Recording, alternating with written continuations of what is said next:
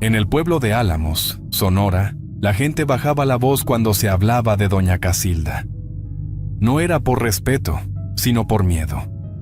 Decían que tenía trato con la muerte, que hablaba con los espíritus bajo la higuera torcida de su patio, y que la tierra en su casa nunca estaba quieta, como si por debajo algo quisiera salir. La casa se alzaba al final de un camino polvoriento, entre árboles secos y rejas oxidadas. Nadie se acercaba, ni los perros pasaban por ahí. Ahí creció Mateo, su nieto. Un niño delgado, de ojos hundidos y manos siempre sucias. Desde que sus padres desaparecieron, vivía bajo el techo de tejas viejas con su abuela. Nadie supo jamás qué pasó con ellos.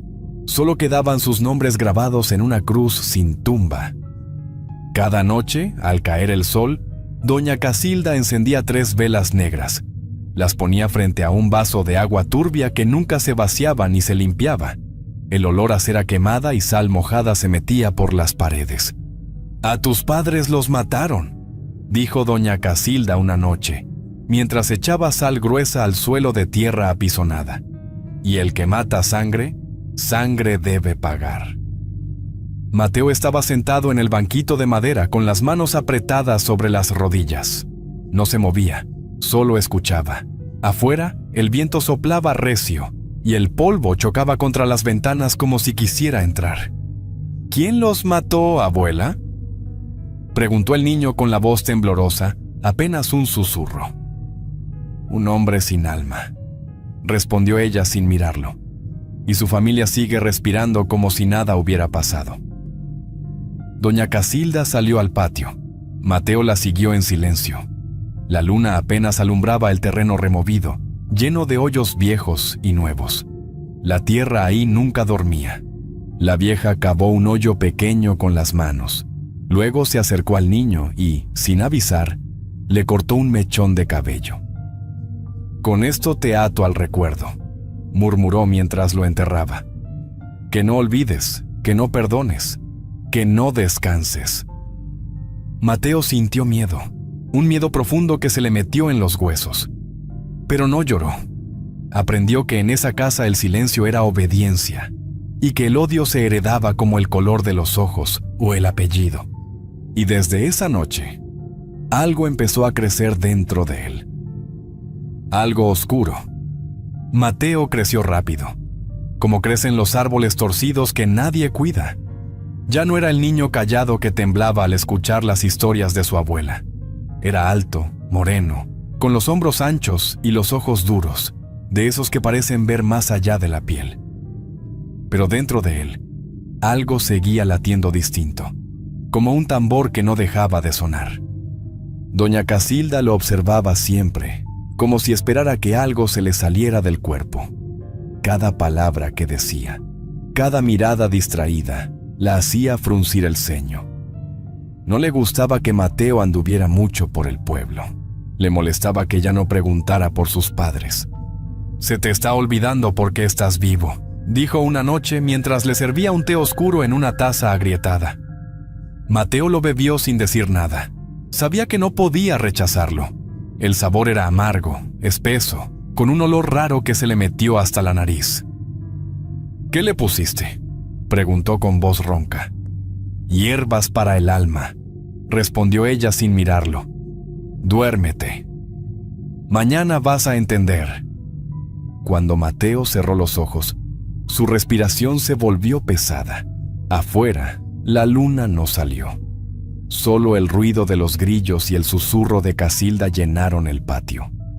La vieja sacó una camisa sudada del cesto, una foto arrugada de cuando Mateo era niño y un listón rojo que alguna vez había adornado la cuna de su hija muerta. Cavó hondo, más de lo normal.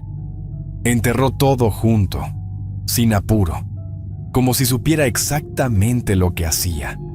«Te amarro el corazón», murmuró. «Te amarro la voluntad. Te amarro el camino». Al amanecer, Mateo despertó con dolor de cabeza. Se sentó en el catre, sudando frío. «Me duele la cabeza, abuela», dijo llevándose la mano a la frente. «Es porque el destino se está acomodando. respondió ella mientras barría la tierra húmeda del patio. No te resistas o te va a doler más. En el pueblo empezaron los murmullos. Ese muchacho trae algo encima, comentó una vecina al pasar frente a la casa. Doña Casilda, desde la cocina, quemó copal y murmuró con voz grave. El que se acerque sin permiso se enferma, el que se meta se desgracia. Mateo sentía una rabia vieja, espesa, como si no fuera suya. Algo lo apretaba por dentro, como si alguien le soplara odio al oído. Y lo peor era que empezaba a gustarle. La madrugada llegó espesa, sin estrellas, como si el cielo también tuviera miedo. Dentro de la casa, el aire olía a cera vieja, copal quemado y algo más, algo que no se podía nombrar. Esa noche, doña Casilda abrió el baúl de madera que guardaba bajo su catre. Adentro, todo estaba envuelto en trapos oscuros. Sacó una bolsa con tierra seca, oscura, que no era de su patio. Era tierra ajena, recogida de un lugar donde alguien había muerto. Mateo miraba desde la puerta, con el pecho apretado y los dedos crispados. Algo dentro de él le decía que cruzar ese umbral lo cambiaría todo. Doña Casilda colocó la tierra sobre el altar, junto a una fotografía doblada. Trazó símbolos torcidos con ceniza, líneas que no seguían lógica ni figura. Murmuraba sin pausa, como si hablara con alguien que no se veía. «Ya es tiempo», dijo sin levantar la vista. «No naciste para otra cosa». «¿Para qué, abuela?», preguntó Mateo con voz baja, casi un ruego. Ella alzó la foto con la mano temblorosa. Era el retrato de una muchacha de mirada dulce, sonrisa clara. «Para cobrar». El nombre cayó como piedra en el cuarto. Lucía. Mateo tragó saliva. Sabía quién era. Todos en el pueblo sabían. Lucía, la nieta de don Esteban, el hombre que muchos creían intocable, el mismo que, según Casilda, había manchado sus manos con la sangre de los padres de Mateo. «Es la nieta de ese hombre», continuó ella con la voz firme. «Por ella entraremos». Ató 2 velas con hilo negro, una a cada extremo, y comenzó a rezar con los ojos cerrados. «Que se encuentren, que se miren, que se confíen, que el amor sea mentira y la cama castigo». Mateo dio un paso atrás. Su corazón latía como tambor. «No quiero lastimar a nadie», dijo apretando los dientes. Doña Casilda lo miró como si le hablara a un niño que no entiende. «No quieres porque no sabes odiar como se debe», respondió acercándose con lentitud. «Pero no te preocupes, yo odio por ti». Afuera, una ráfaga fuerte entró por la ventana y apagó una de las velas. La penumbra cubrió la sala. El silencio fue absoluto. El camino ya estaba marcado. Y Mateo, aunque no lo supiera, ya había dado el primer paso. Lucía vivía cerca del arroyo seco, en una casa modesta de paredes claras y techo bajo. Desde que su madre murió, fue criada por su abuelo, don Eusebio, un hombre de espalda recta, manos duras y mirada que pesaba. No hablaba mucho, pero cuando lo hacía, sus palabras se quedaban clavadas. «Aquí nadie da pasos en falso», solía decir mientras afilaba el machete en el patio. Lucía era tranquila, de sonrisa fácil y mirada limpia. No conocía malicia. Esa mañana salió temprano con una canasta de pan bajo el brazo. Caminaba hacia la plaza, saludando a los vecinos con un leve movimiento de cabeza. No sabía que, desde la sombra del corredor de una casa antigua, unos ojos la seguían con atención. Mateo la miraba en silencio, medio escondido entre los pilares. Cuando la vio pasar, algo le apretó el pecho. No era odio. No del todo. «Esa es», murmuró sin darse cuenta. Esa misma noche, doña Casilda preparó el siguiente paso. Sobre la mesa colocó una servilleta que había tomado de casa de Lucía. La roció con aguardiente y la dobló con cuidado, como si envolviera un secreto. Clavó 3 velas en un rincón húmedo del patio, 2 blancas y una negra. Prendió fuego al copal que llenó el aire con un olor espeso, pegajoso. Que me mire sin verme, rezó. Que se acerque sin sospecha, que confíe. El humo subía en espirales lentas, como si también escuchara. Al día siguiente, el destino cumplió su parte. Mateo estaba en la plaza, junto a la fuente, cuando la vio venir. El sol pegaba fuerte, pero ella caminaba como si nada. Él se quitó el sombrero con un gesto torpe. «Buenos días», saludó sin saber bien qué decir. «Disculpe, ¿usted es la nieta de don Eusebio?» Lucía se detuvo. Lo miró con sorpresa, pero sin temor. «Sí», respondió ella con voz suave. «¿Se le ofrece algo?» Mateo tragó saliva. Las palabras le salían lentas. «Nada malo», contestó. «Solo saludarla». Lucía sonrió, apenas un poco. Una sonrisa pequeña, sincera. Y en ese instante, sin saberlo, abrió la puerta. Ese encuentro ya había sido escrito en la tierra la noche anterior. Ya no era suyo. Desde aquel primer encuentro en la plaza, Mateo comenzó a aparecer donde estaba Lucía. No era casualidad, aunque lo pareciera. Caminaba con calma, con los pasos medidos, como si el pueblo entero se hubiera vuelto más chico desde que la vio sonreír. La encontraba camino al molino, cuando ella iba por harina con su canasta colgando del brazo. La saludaba desde la entrada de la tienda, con una leve inclinación de cabeza. A veces, se sentaba a pocos metros de donde ella bordaba en la plaza al atardecer. «Siempre anda usted por aquí», comentó Lucía una tarde, mientras se acomodaba el rebozo sobre los hombros. «Es un pueblo chico», respondió Mateo con una media sonrisa. «Uno termina cruzándose». Lucía bajó la mirada, pero no con molestia. Había algo en él que empezaba a parecerle familiar. Mientras tanto, en la casa del corredor largo y paredes agrietadas, doña Casilda no perdía el ritmo. Otra vez escarbó la tierra del patio. Bajo la higuera torcida, la vieja sacó un papel amarillento, arrugado por los años. Con su letra temblorosa escribió los nombres de Mateo y Lucía.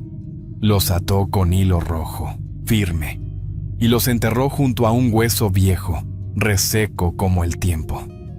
«Que se junten los pasos», murmuró, «pero no los corazones». Lucía comenzó a confiar en aquel muchacho callado, que hablaba poco pero escuchaba con atención. No era como los otros. Tenía algo roto en la mirada, algo que ella confundía con ternura. Una noche, al llegar a su casa, se detuvo frente a la puerta de madera. Mateo estaba ahí, como si el destino lo hubiera puesto en su camino. «Con usted se me pasa el miedo», le confesó, bajando la voz. Mateo sintió un golpe seco en el estómago. No sabía qué contestar. Sus palabras salieron despacio. «No tiene nada que temer», dijo. «Yo no le haría daño». Desde la cocina, doña Casilda encendió copal. El humo subió lento, espeso. Cerró los ojos con fuerza. «Todavía no», susurró, «pero lo hará». En el pueblo, los rumores comenzaron a crecer como la maleza. Las vecinas comentaban en voz baja, y los hombres miraban con cejas fruncidas. Nadie entendía por qué Lucía sonreía más. Ella, sin saberlo, soñaba con un futuro que ya estaba torcido. Un destino escrito en tierra ajena. El pedido llegó sin rodeos, como se hacían las cosas en el pueblo. Una tarde calurosa, con el polvo flotando en el aire, Mateo se presentó en la casa de don Eusebio. Iba bien peinado, con la camisa limpia y la espalda tan recta que parecía un poste. Don Eusebio lo recibió en la sombra del corredor. Lo miró sin invitarlo a sentarse. «Vengo a pedir la mano de su nieta», dijo Mateo, firme, sin tartamudear. «Mis intenciones son serias». El viejo entrecerró los ojos. No respondió de inmediato. Lo examinó como quien mira un animal extraño. «Aquí la palabra vale más que el dinero», advirtió finalmente. «Si la lastima, no se esconde, se enfrenta». Mateo asintió sin dudar. «No la voy a fallar», mintió. La boda se hizo a los pocos días. Sencilla como era costumbre, con mole, arroz, tortillas calientitas y cerveza tibia. Los vecinos comieron bien, pero nadie se tragó del todo la historia. Las miradas iban y venían, y algunas bendiciones se dijeron sin convicción. Esa misma noche, cuando el bullicio terminó y las luces se apagaron, doña Casilda salió al patio. Al pie del mezquite viejo enterró una vela encendida. El fuego se ahogó en la tierra con un chasquido. Que el acto se cumpla, rezó. Que la honra se rompa y que el dolor se quede. En la habitación, Lucía temblaba. Tenía las manos frías y el corazón al galope. «Tengo miedo», confesó mientras se sentaba al borde de la cama. «Nunca he estado con un hombre». Mateo cerró los ojos un segundo. Había un silencio espeso entre ellos. Luego se acercó y le acarició el rostro con la punta de los dedos. «Confía en mí», dijo, y con esas palabras la traición se selló. La noche pasó lenta, y el amanecer llegó con un silencio raro.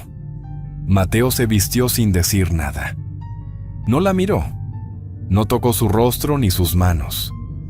Lucía seguía acostada, con la sábana hasta el cuello. «Esto se acabó», dijo él con voz seca, como quien da una orden. Lucía se incorporó de golpe. «¿Qué dices?», preguntó confundida. «Somos marido y mujer». Mateo abrió la puerta sin volver la cabeza. «Para mí no», contestó. «Y que el pueblo lo sepa». Salió al patio justo cuando el sol comenzaba a quemar. La tierra olía a polvo y a desgracia. Y ella, desde adentro, supo que algo dentro de su pecho se había roto para siempre. La mañana siguiente al abandono amaneció seca y cruel. El sol pegaba sin piedad, y el polvo se levantaba a cada paso como si el mismo pueblo quisiera señalarla. Las calles de Álamos se volvieron más estrechas, más duras, más ajenas. Lucía salió de la casa con el vestido arrugado, el cabello suelto y enredado, los ojos hinchados de no haber dormido ni un segundo. Tenía el rostro blanco, pero la mirada firme, como si aún no quisiera aceptar que todo era real. Las puertas se entreabrían al paso de sus pies descalzos. Las mujeres bajaban la voz, se tapaban la boca. Los hombres fingían no verla. Nadie saludaba. «Ahí va la que ya no es muchacha», susurró alguien desde la tienda justo antes de volver al interior con prisa. Lucía apretó el rebozo contra el pecho. Cada paso le costaba, pero no se detuvo.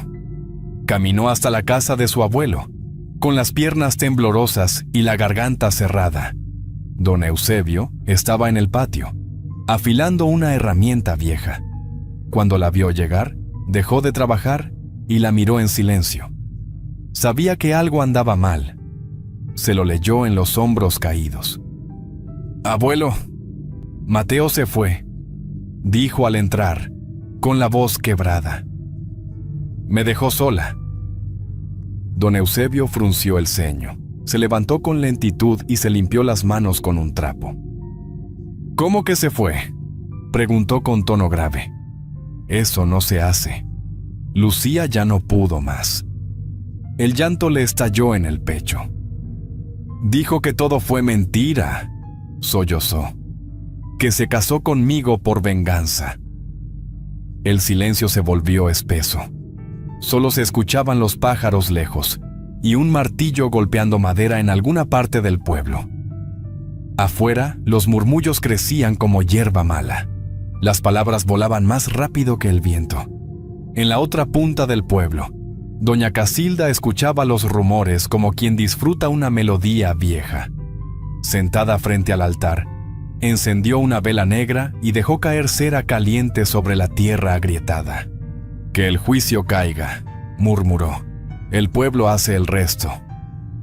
Esa noche, Lucía se encerró en el cuarto que antes olía a esperanza. No comió, no habló. Solo escuchó cómo la vergüenza se le quedaba pegada a la piel, como si fuera parte de ella, como si no fuera a irse nunca. Los días pasaron lentos, con el sol pegando fuerte y el silencio volviéndose más pesado. Mateo comenzó a sentir el peso de sus actos, como una piedra dentro del pecho. Cada vez que cruzaba la plaza, buscaba con los ojos a Lucía, aunque no supiera qué decirle. Un mediodía la vio pasar. Ella caminaba con la cabeza baja, el paso rápido, esquivando miradas. La canasta que antes llevaba llena de pan, ahora parecía un escudo. Algo se le partió por dentro. «Lucía», dijo con cautela al alcanzarla como quien pisa terreno prohibido. «Necesito hablar». Ella se detuvo apenas. No lo miró. «No me hable», respondió apretando los labios. «Ya me dijo todo». Y siguió su camino sin voltear. Esa noche, Mateo regresó a la casa como si el techo lo aplastara. Entró al zaguán con la respiración agitada y los puños cerrados. «La lastimé», dijo con voz grave. «Ya basta, abuela». Doña Casilda estaba frente al altar, con los ojos fijos en una llama que temblaba. «Eso que sientes es debilidad», contestó sin voltear. «Y la debilidad se corta».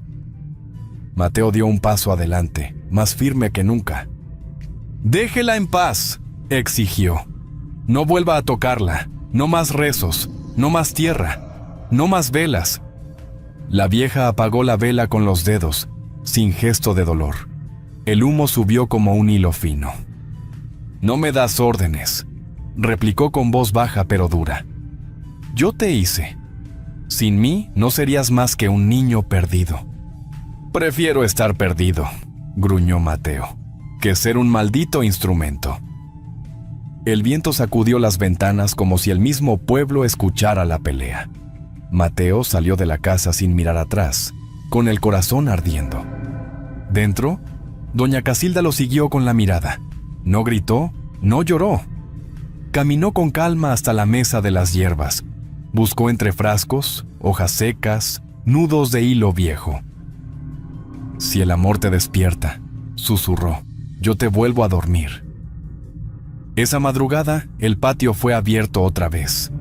Con las manos lentas, la vieja cavó la tierra blanda. Cada palada era una promesa, cada centímetro un castigo.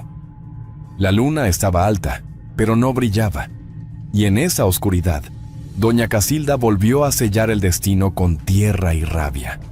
La noche cayó cerrada, sin luna, como si el cielo también obedeciera.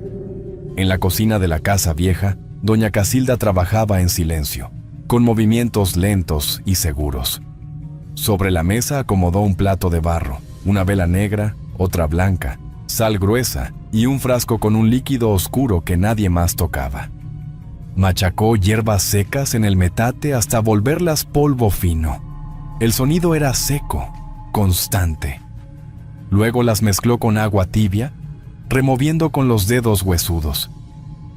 «Por la boca entra el daño», murmuró.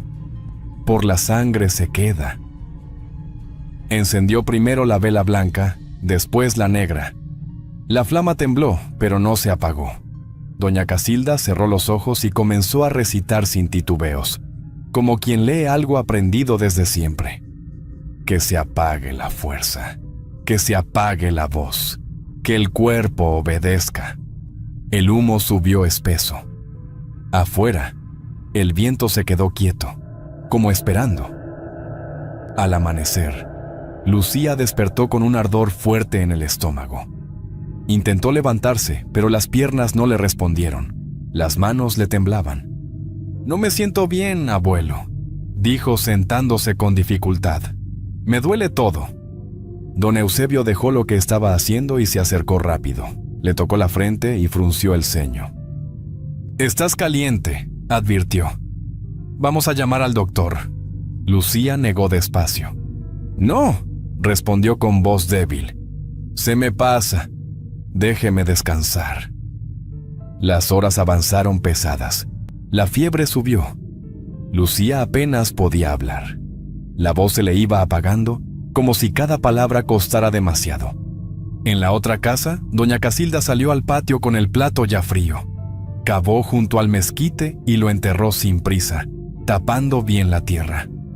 «Aprende, Mateo», susurró al aire. «Aquí mando yo». Cuando Mateo llegó a casa de don Eusebio, el ambiente era distinto.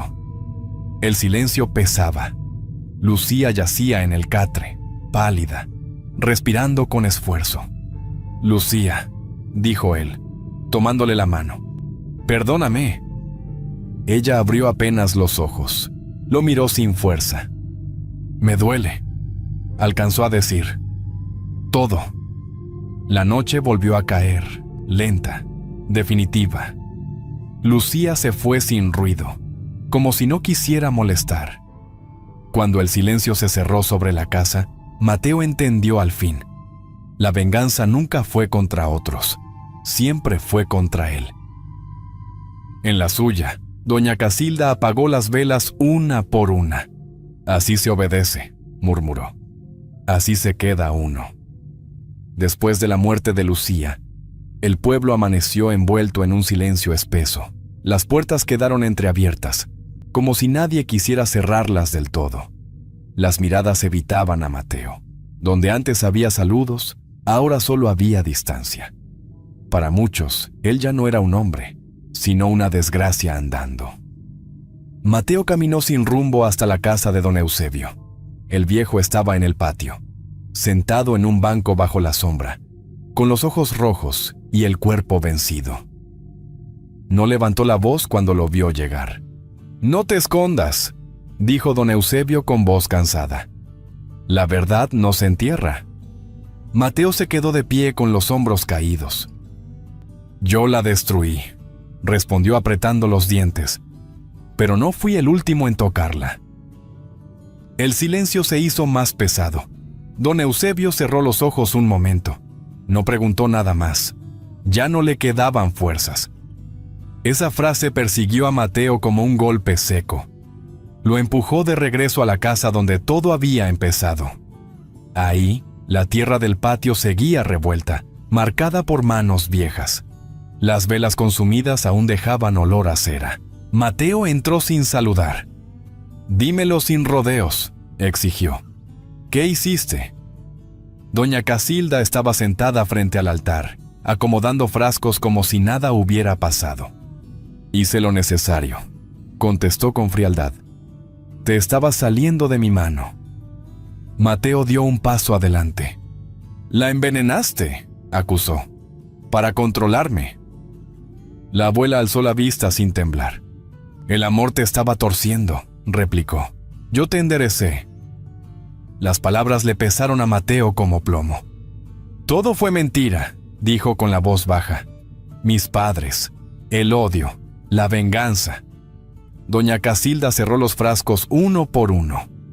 «Las mentiras también crían hombres», respondió. «Y tú creciste fuerte. No hubo gritos, no hubo perdón. Tampoco castigo, solo un vacío que no se llenaba con nada». Mateo salió de la casa sin saber a dónde ir.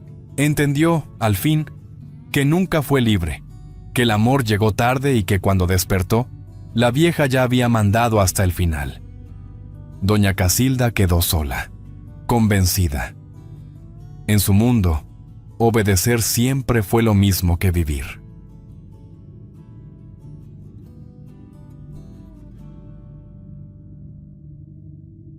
Mateo vivía con su madre, doña Tomasa, en una casa polvorienta al borde del cerro, justo en la última calle empedrada de Zacualpan, un pueblo olvidado entre los barrancos del Estado de México.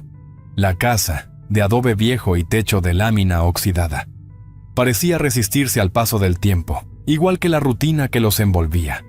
Cada mañana, Mateo bajaba al dispensario donde trabajaba como enfermero. No hablaba mucho con nadie, solo lo necesario para tomar la presión o entregar pastillas. La gente lo respetaba, pero evitaba su mirada. Tenía algo ausente, como si su alma estuviera mirando siempre hacia otro lado. Su madre llevaba años postrada en una silla. Desde el accidente de coche que la dejó paralizada, no volvió a moverse del todo. Apenas podía levantar la voz. «Mateo, hijo», decía a veces con un hilo de voz, «¿en qué andas metido? Esta casa se siente pesada. pero Mateo no respondía. Cerraba la puerta de su cuarto con seguro y subía el volumen del radio viejo.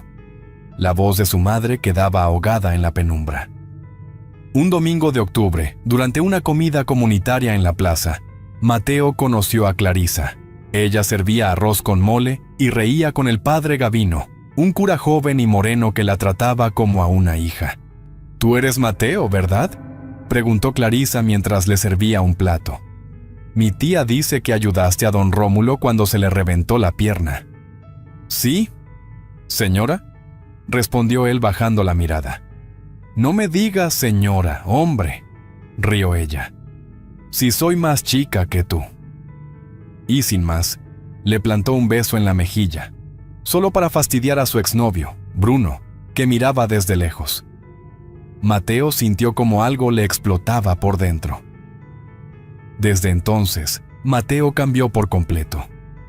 Repetía su nombre una y otra vez, solo, en medio del silencio. Tenía fotos de ella esparcidas por todo el cuarto, pegadas en las paredes, sobre la mesa, hasta en el espejo donde se miraba cada mañana. «Mateo, hijo, eso no está bien», susurró su madre con cara de que no le estaba gustando nada lo que veía. Pero él ya no la escuchaba, y dentro de Mateo comenzó a nacer una pasión, un sentimiento podrido, una verdadera obsesión por Clarisa. Desde esa tarde, no pudo dejar de pensar en ella. Empezó a seguirla por las calles empedradas, escondiéndose entre nopales, detrás de bardas agrietadas. Le robó hojas del cuaderno donde escribía cuentos, y hasta una blusa que encontró colgada en el tendedero.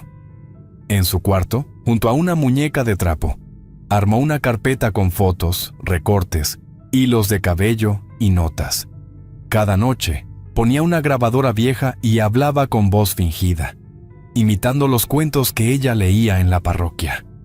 «Clarisa me necesita», dijo una noche mientras pegaba una foto de ella sobre un maniquí roto.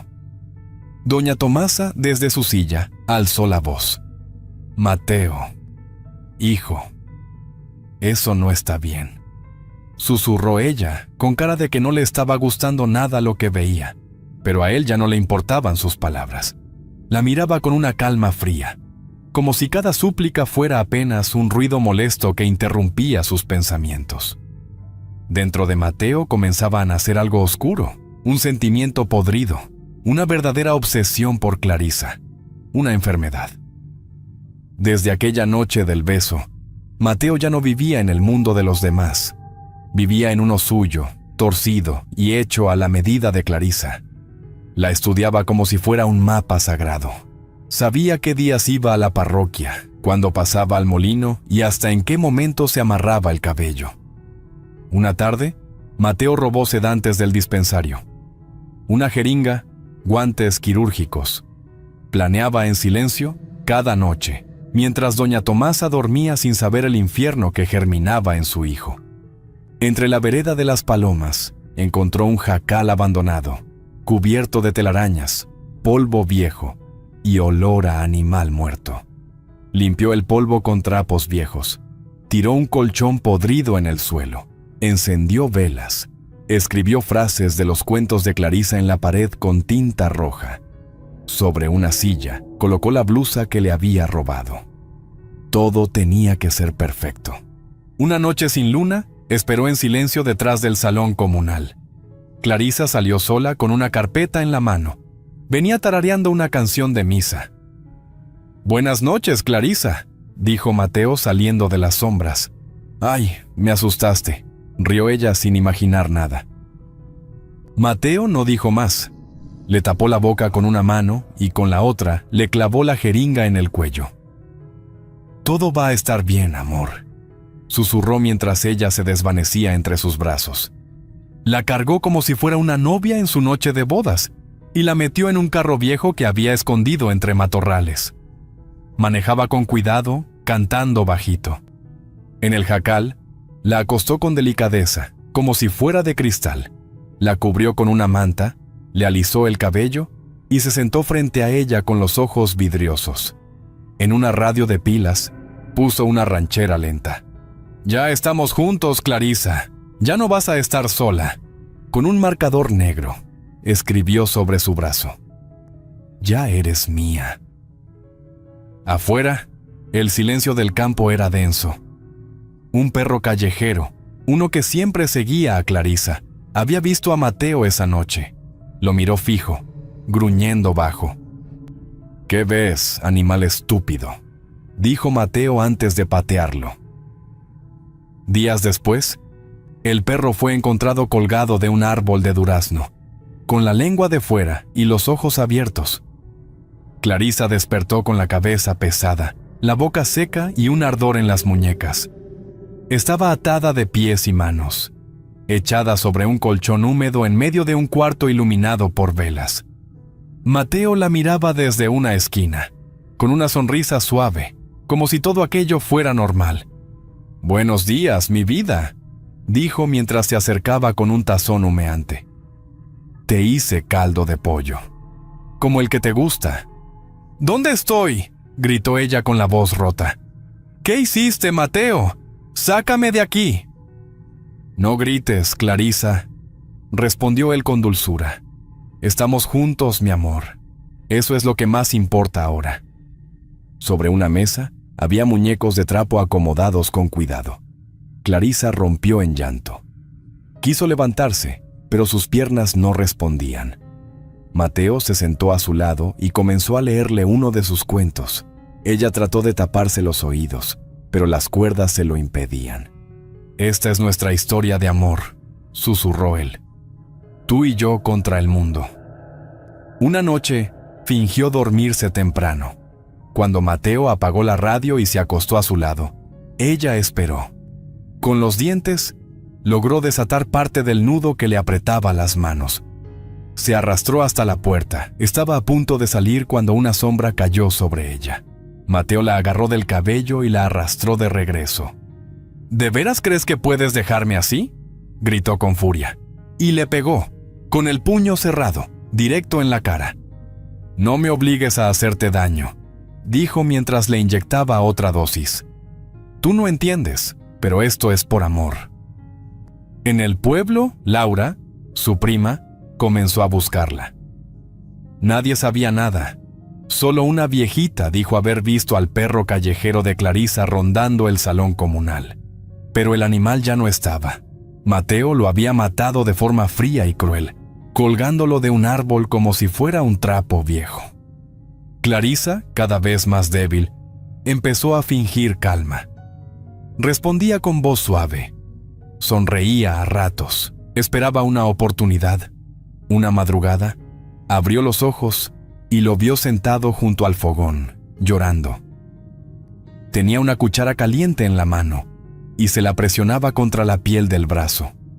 «Me castigué por haberte lastimado, amor», dijo Mateo con ternura. «Uno no debe golpear a la mujer que ama». Clarisa cerró los ojos de nuevo y deseó no volver a abrirlos. Mateo, con miedo de ser descubierto, decidió mover a Clarisa.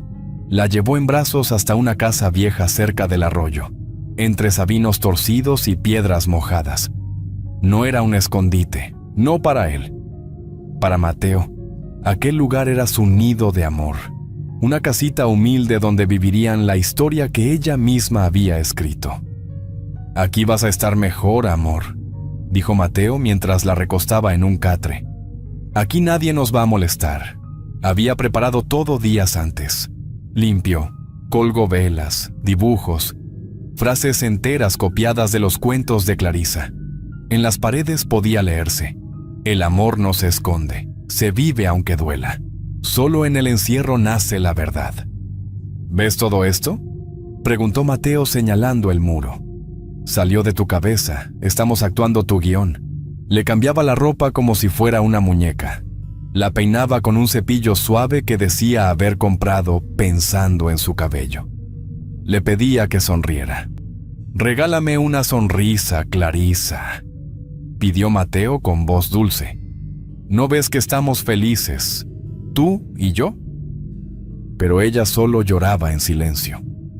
Una tarde, Clarisa se quedó mirando una flor que había brotado en la rendija del muro. La esperanza le duró segundos. Mateo la notó, la siguió con la mirada y luego aplastó la flor con el pie. «No necesitas nada más que a mí», dijo Mateo mientras cerraba la ventana con un clavo oxidado. Clarisa temblaba en el rincón. No dijo palabra. Mateo la castigó dejándola sin comida. «Para que aprendas a valorar lo que tienes», dijo Mateo mientras le cerraba la puerta con llave. Mateo obligaba a Clarisa a posar para fotos. La vestía de blanco, le ponía flores en el cabello. «Sonríe, mi esposa bonita», pidió Mateo mientras apretaba el botón de la cámara. Imprimió varias y las colocó en marcos como si fueran recuerdos de boda. Cada noche, la grababa leyendo cuentos que él escribía en su nombre. «Lee esto, Clarisa», ordenó Mateo acercándole el papel. «Usa tu voz linda». «No quiero hacerlo», susurró Clarisa con miedo. «Si no lo haces», amenazó Mateo, «te clavo esta aguja en los oídos, para que dejes de escuchar al mundo que nos quiere separar». Mientras Mateo vivía su cuento de amor con Clarisa, en el pueblo comenzaron las sospechas. Ya no se le veía en el dispensario, ni en las misas del domingo, ni siquiera en la tienda donde compraba pan dulce para su madre. Las señoras del barrio empezaron a hablar bajito. «Ese muchacho anda raro», murmuraban entre ellas. «Algo está escondiendo». Laura, desesperada por la ausencia de Clarisa, decidió visitar a doña Tomasa. La encontró en su silla de ruedas, con los ojos hundidos y temblando de frío, aunque hacía calor. «Buenas tardes, doña Tomasa», saludó Laura con respeto. «¿Ha visto a Clarisa?» Doña Tomasa no respondió de inmediato. Se le llenaron los ojos de agua, bajó la mirada. Y entonces, con voz apenas audible, habló. «Mi hijo anda haciendo cosas malas». «¿Qué cosas, señora?», preguntó Laura inclinándose hacia ella. «Yo vi fotos de esa muchacha, pegadas en un maniquí. Después, las vi en muñecos de trapo. No está bien lo que hace, no está bien». Mientras tanto, Mateo preparaba una falsa luna de miel. Le dijo a Clarisa que se iban de viaje. La sedó con calmantes otra vez. La acomodó en una maleta grande de viaje y la llevó a un balneario olvidado. De esos a donde ya no va nadie, rodeado de monte seco y vidrios rotos. Ahí la obligó a dormir a su lado sobre una colchoneta vieja y rota. «Aquí vamos a tener a nuestros hijos, Clarisa», dijo Mateo mientras le acariciaba el vientre. «Ya nada nos va a separar». «Estoy esperando un hijo tuyo», susurró Clarisa mintiendo para evitar nuevas agresiones, nuevos golpes. «Lo sabía», respondió Mateo con una sonrisa. «Dios nos mandó esta bendición». Después de esa luna de miel inventada en la cabeza de Mateo y de la noticia del embarazo, volvieron a la casa poco después. La misma jaula disfrazada de hogar. Clarisa ya casi no hablaba, solo sobrevivía. Esa misma noche, Mateo soñó que su madre lo entregaba a la policía. En el sueño, ella mostraba los muñecos de trapo, las fotos, todo lo que había visto. Él despertó sudando, con miedo. Era la única que sabía. Tenía que acabar con eso. Mateo volvió de madrugada a la casa de su madre. Entró a su cuarto con una almohada en las manos. Doña Tomasa lo miró y apenas suspiró. «Tú ya no entiendes lo que es amor, mamá», dijo Mateo antes de matarla. La ahogó con fuerza. Después, envolvió su cuerpo con sábanas limpias y lo sentó en la cocina. Él se quedó ahí, sentado a su lado, hablándole de Clarisa, de que ella esperaba un hijo suyo. Mateo sonreía con ternura mientras decía: «Vas a ser abuela, mamá. Clarisa está feliz. Tú también, ¿verdad?». Y en su cabeza, ella le respondía que sí. Al día siguiente, Laura regresó a la casa de doña Tomasa. Traía un presentimiento fuerte en el pecho. Tocó varias veces, nada. Empujó la puerta con cuidado y la vio. La señora estaba en la cocina, sentada, envuelta en sábanas, con la cabeza ladeada y los labios morados. «¡Dios mío!», gritó Laura mientras salía corriendo. «¡Alguien, ayúdeme, por favor!». La policía llegó después de casi una hora. No había rastros de entrada forzada ni señales claras de violencia.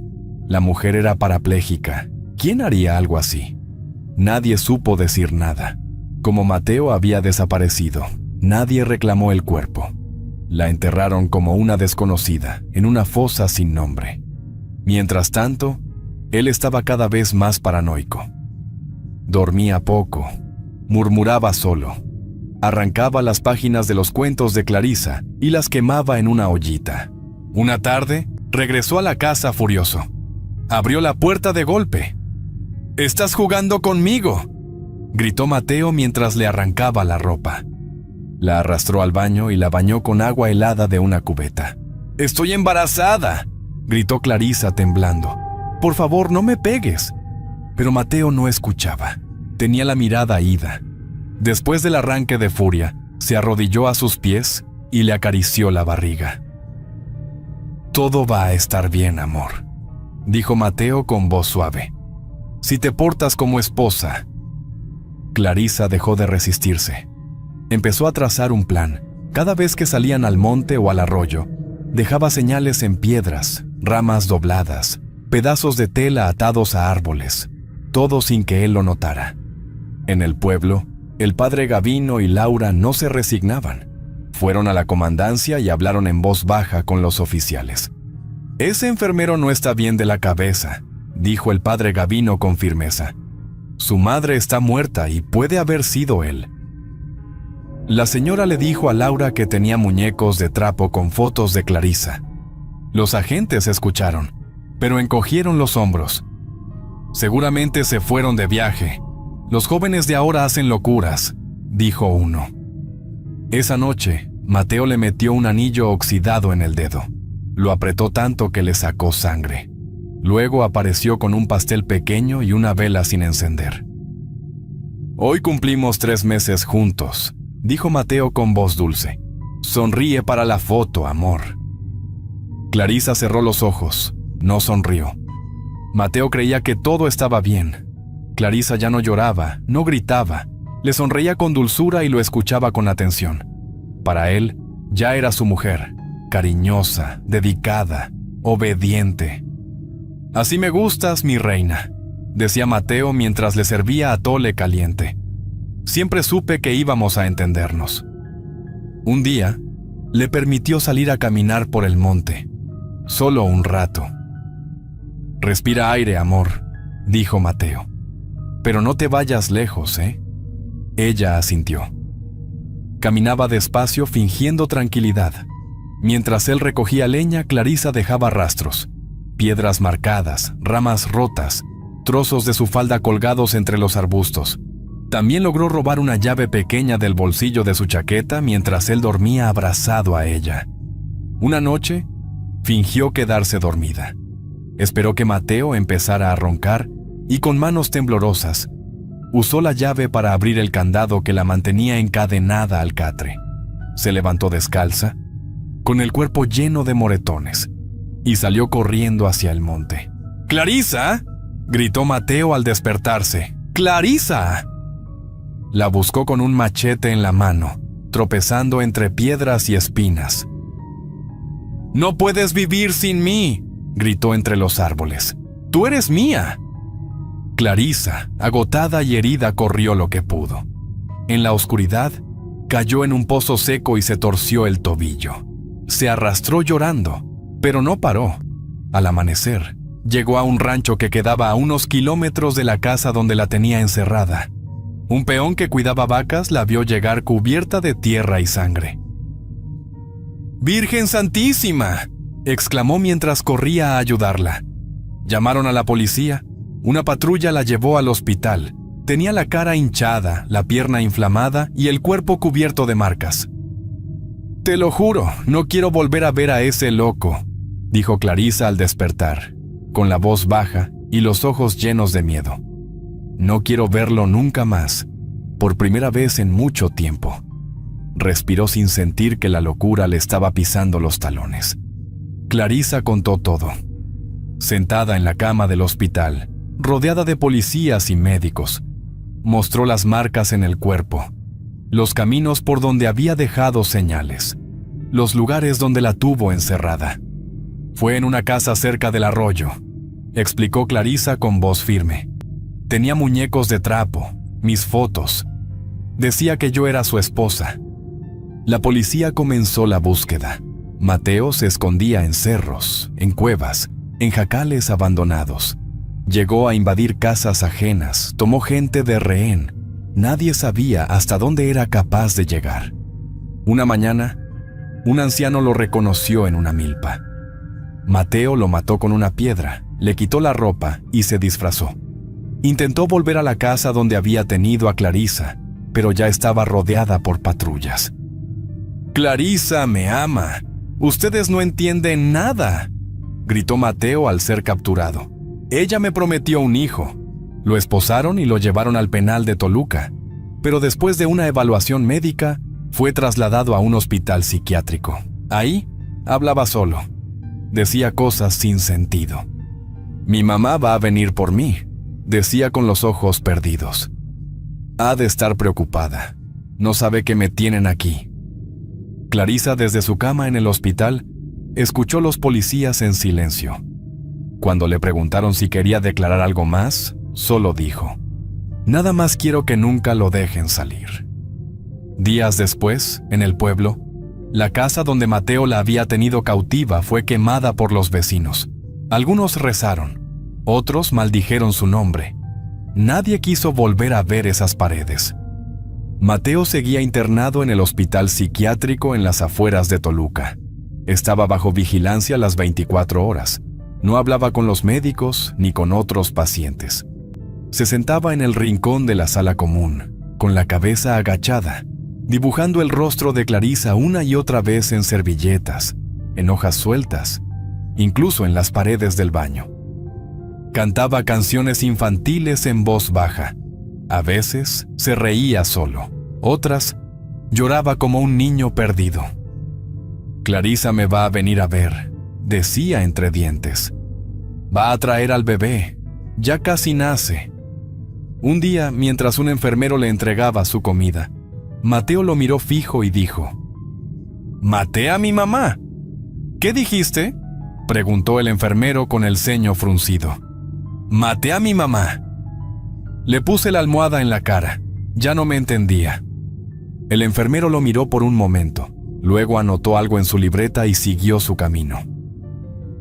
Nadie tomaba en serio lo que decía Mateo. Entre sus delirios, sus dibujos y sus canciones, todo parecía parte de su locura sin retorno. Mientras tanto, Clarisa intentaba reconstruir su vida. Había dejado el hospital, pero aún caminaba con bastón. Tenía crisis de llanto en las madrugadas y evitaba los espejos. «No me gusta verme», decía con la voz baja. «Me recuerda a lo que él hizo conmigo». Laura la acompañaba todos los días. Cocinaba para ella, la ayudaba a vestirse, le leía en voz alta cuando la ansiedad le cerraba el pecho. «Estás viva, Clarisa. Eso es lo importante», repetía Laura abrazándola con fuerza. Una tarde, Clarisa miró por la ventana. El cielo estaba nublado. Cerró los ojos y apretó los puños. «No lo voy a perdonar nunca», dijo con rabia, con la voz temblando. «No voy a perdonar a ese maldito por robarme la paz, por convertir mi vida en su maldita obsesión». Y por primera vez, no lloró al decirlo. Un año después, Clarisa publicó su primer libro. Lo tituló Días Oscuros. No era una historia de amor, era testimonio, era cicatriz, era un grito. La invitaron a Toluca, a una charla sobre violencia y sobrevivencia. Subió al escenario con bastón, pero con la mirada firme. Contó su historia sin llorar, con voz clara, frente a un auditorio lleno. «Sobrevivir no es solo seguir respirando», dijo. «Es aprender a vivir sin miedo. Y eso cuesta». En el hospital psiquiátrico, Mateo vio el video en una televisión vieja del comedor. Estaba sentado con la bata abierta, los pies descalzos. Al verla en la pantalla comenzó a aplaudir, a llorar. Se orinó encima. Acariciaba la imagen con los dedos. «Mi Clarisa, lo logró», decía entre lágrimas. Lo logró. Pasó semanas así. Dibujo tras dibujo, nombre tras nombre.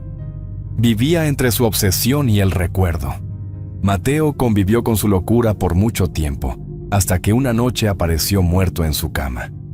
Algunos dijeron que otro paciente lo atacó con una cuchara afilada. Otros que se quitó la vida mientras gritaba por Clarisa, desnudo, con la cara contra el piso. Clarisa, no me dejes. Clarisa. Nadie supo la verdad. Ni el hospital quiso dar detalles. Lo enterraron sin misa, sin flores, sin nombre en la tumba. Tiempo después, Clarisa y Laura fundaron un grupo de mujeres para víctimas de violencia. Se reunían en una sala prestada por la parroquia. Leían en voz alta. Compartían miedos. Lloraban juntas. No estamos solas, decía Clarisa cada semana. Y no es culpa nuestra. Pero en lo más profundo de su corazón, Clarisa sabía que había cosas que nunca se olvidan. A veces, cuando llovía fuerte, cuando veía un muñeco de trapo en el mercado o una servilleta arrugada con dibujos, le temblaban las manos.